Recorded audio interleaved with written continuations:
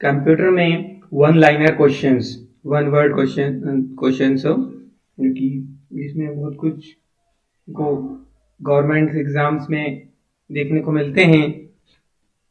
First question है हमारा, निम्न में से किसका संबंध कंप्यूटर के प्रोसेसर से नहीं है? किसका संबंध कंप्यूटर के प्रोसेसर से नहीं है?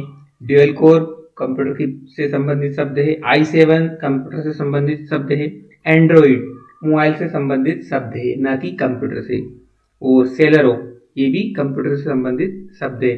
तो Android is the right answer. Computer से संबंधित शब्द कौन सा नहीं है? एंड्रॉइड। तो थर्ड ऑप्शन हमारा सही है। सेकंड क्वेश्चन है, स्क्रीन पर प्रदर्शित पिक्सेल्स की संख्या किसके नाम से जाने जाते हैं? जो स्क्रीन होती है पर प्रदर्शित पिक्सेल्स की संख्या किसके नाम से जाने जाते हैं? तो उसको हम जाने जाते हैं colour depth, refresh rate, screen resolution या viewing size. Screen resolution, third option is the right. Screen पर प्रदर्शित पिक्सेल्स की संख्या किसके नाम से जाने जाते हैं? Screen resolution. जो स्क्रीन बनी होती है कंप्यूटर की, उसमें वो पिक्सेल्स बनी होती है, वो तो उसको किस नाम से जाने जाते हैं? हम जानते हैं स्क्रीन रेजोल्यूशन के नाम से। थर्ड है हमारा, दक्षिण गंगोत्री स्थित है। दक्षिण गंगोत्री, ये एक जीके क्वेश्चंस आ गए हमारे कंप्यूटर क्वेश्चंस में, हम देख लेते हैं। Antarctica, first option is the right answer. दक्षिण गंगोत्री स्थित है अंटार्कटिका में। फोर्थ है, टेक्स्ट में आपकी पोजीशन कौन दिखाता है? जैसे हम वर्ड फाइल, एक वर्ड में डॉक्यूमेंट कोई बना रहे हैं तो उसमें हमारी पोजीशन कौन दिखाएगा कि हम कहाँ काम कर रहे हैं? तो ब्लिंकर, पॉइंटर, कर्सर, गाजर। तो कर्सर जो होता है, कर्सर किसी भी डॉक्यूमेंट में हमारी पोजीशंस बताता है, और हमारी पोजीशंस कौन बताता है? कर्सर। फिफ्थ है हमारा, वर्कशीट में सेलों का आयताकार समूह निम्न में से कौन सा है? वर्कशीट में सेलों का आयताकार समूह निम्न में से कौन सा है? Cell reference, cell value, cell formula या सेल रेंज। सेल रेंज बोलते हैं उसको, जो एक आयताकार समूह दिखाई देता है हमको, उसको बोलते हैं सेल रेंज, आयताकार समूह। वर्कशीट मतलब कि एक एक्सेल से संबंधित है, जिसमें सेलों का आयताकार समूह निम्न में से कौन सा है? Cell range. Fourth option is the right. Sixth question है हमारा, सिक्स्थ, स्टोरेज डिवाइस के मेन फोल्डर को क्या कहते हैं? जो स्टोरेज डिवाइस होती है उसके मेन फोल्डर को क्या कहते हैं? रूट डायरेक्टरी, उसको कहते हैं हम रूट डायरेक्टरी। स्टोरेज डिवाइस के मेन फोल्डर को क्या कहते हैं? रूट डायरेक्टरी बोलते हैं उसे हम। सेवंथ है हमारा, प्रिंट के लिए कौन सा मेन्यू सिलेक्ट किया जाता है?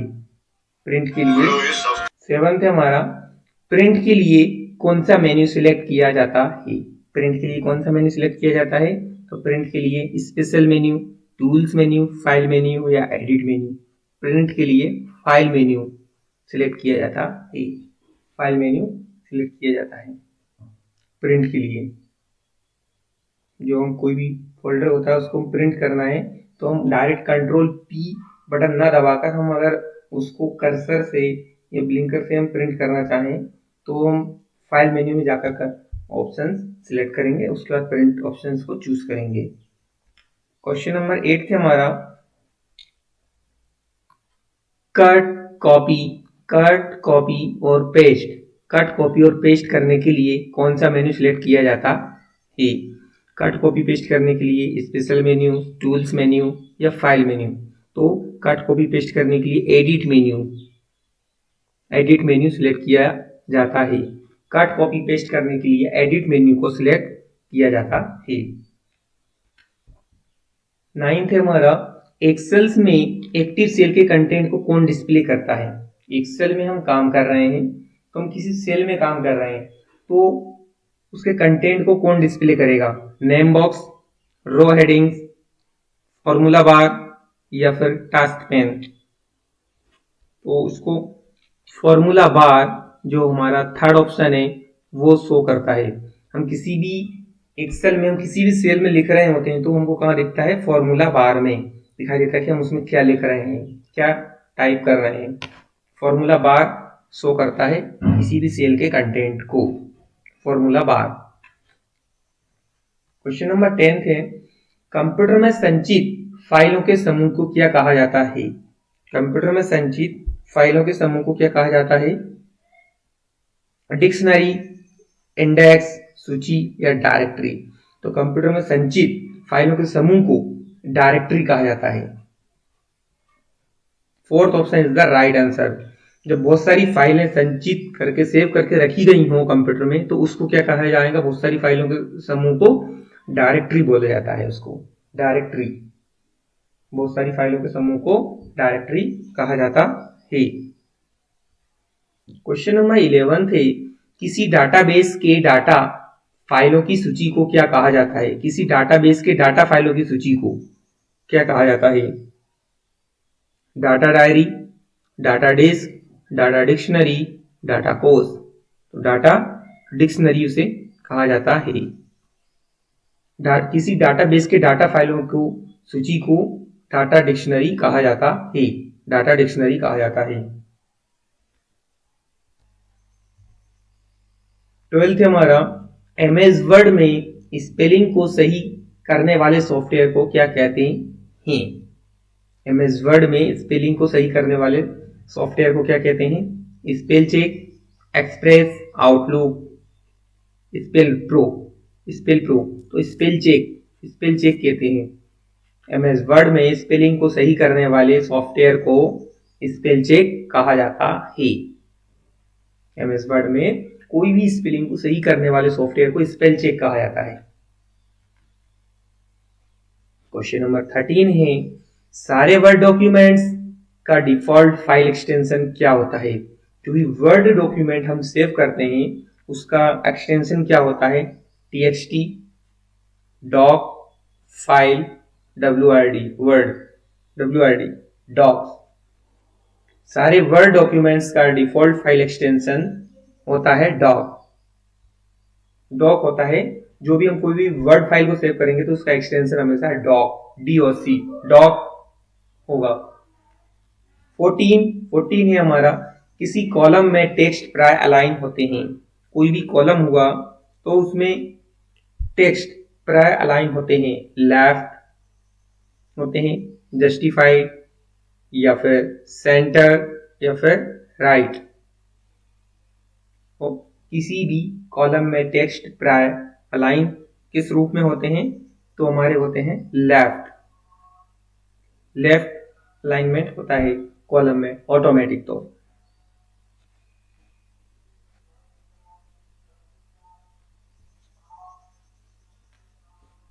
क्वेश्चन नंबर 15, एक्सेल में किस विकल्प के प्रयोग से चार्ट बनाए जा सकते हैं? एक्सेल में किस विकल्प के प्रयोग से चार्ट बनाए जाते हैं? बार चार्ट के प्रयोग से, पाई चार्ट, चार्ट विजार्ड या पावर टेबल। तो एक्सेल में किस विकल्प के प्रयोग से चार्ट बनाए जा सकते हैं? चार्ट विजार्ड के प्रयोग से एक्सेल में चार्ट बनाए जा सकते हैं।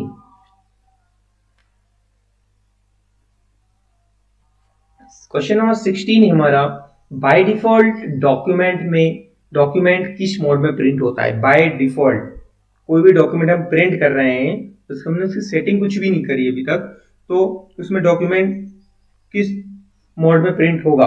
पोर्ट्रेट मोड में प्रिंट होगा, ना कि लैंडस्केप। तो बाय डिफॉल्ट डॉक्यूमेंट किस मोड में प्रिंट होता है? By default document portrait mode में प्रिंट होता है। क्वेश्चन नंबर 17 है, डायरेक्टरी को क्या कहा जाता है? डायरेक्टरी को क्या कहा जाता है? Mini directory, junior directory, part directory या सब डायरेक्टरी। तो डायरेक्टरी को सब डायरेक्टरी कहा जाता है। कोई डायरेक्टरी, उसके अंदर कोई डायरेक्टरी हो तो उसको सब डायरेक्टरी कहा जाएगा। डायरेक्टरी के अंदर डायरेक्टरी को सब डायरेक्टरी कहा जाता है। 18 है, परस्पर संबंधित रिकॉर्ड के समूह को क्या कहते हैं? Data sheet, spreadsheet, database, utility file. Data base, परस्पर संबंधित रिकॉर्ड के समूह को डाटाबेस कहा जाता है। बहुत सारा डाटा है जो कि एक दूसरे से संबंधित है, तो उसको क्या कहा जाएगा? डाटाबेस। डाटाबेस कहा जाता है। परस्पर संबंधित रिकॉर्ड के समूह को डाटाबेस कहा जाता है। हमारा नई स्लाइड के लिए कीबोर्ड शॉर्टकट क्या है? नई स्लाइड के लिए keyboard shortcut Ctrl+N, Ctrl+S, Ctrl+M या Ctrl+Shift+N क्या होता है? तो नई स्लाइड के लिए कीबोर्ड शॉर्टकट Ctrl+N होता है। नई स्लाइड के लिए कीबोर्ड शॉर्टकट Ctrl+N होता है। First option is the right answer. अब हमारा क्वेश्चन नंबर 20 है, MS वर्ड डॉक्यूमेंट में अक्षरों के नीचे लाल लहर का निशान क्या दर्शाता है? ग्रामर त्रुटि, स्पेलिंग में त्रुटि, प्रिंटिंग त्रुटि या एड्रेस ब्लॉक? स्पेलिंग में त्रुटि। स्पेलिंग में त्रुटि MS वर्ड में डॉक्यूमेंट के नीचे लाल लहर का निशान दर्शाता है। स्पेलिंग में त्रुटि।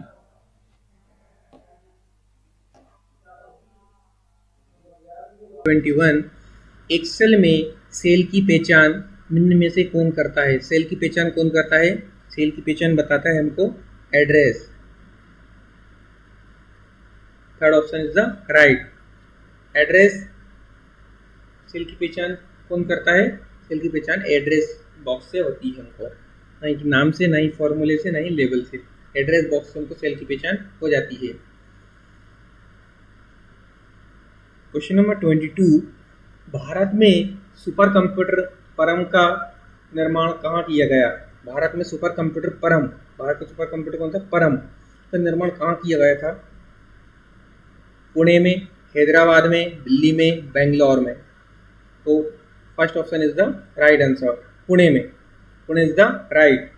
भारत में सुपर कंप्यूटर परम का निर्माण पुणे में किया गया था। क्वेश्चन नंबर 23, डिजिटल कंप्यूटर की कार्य पद्धति किस सिद्धांत पर आधारित होती है? डिजिटल कंप्यूटर की कार्य पद्धति किस सिद्धांत पर आधारित होती है? मापन पर, केवल तर्क पर, इलेक्ट्रॉनिक परिपथ पर और गणना एवं तर्क पर? तो डिजिटल कंप्यूटर जो होता है हम यूज़ करते हैं अभी की जनरेशन में, तो अभी जो न्यू जनरेशन के कंप्यूटर हैं वो केवल मापन पे नहीं चलते हैं, केवल तर्क पर नहीं चलते हैं, ना ही इलेक्ट्रॉनिक परिपथ पर चलते हैं, वो गणना तर्क दोनों पर चलते हैं।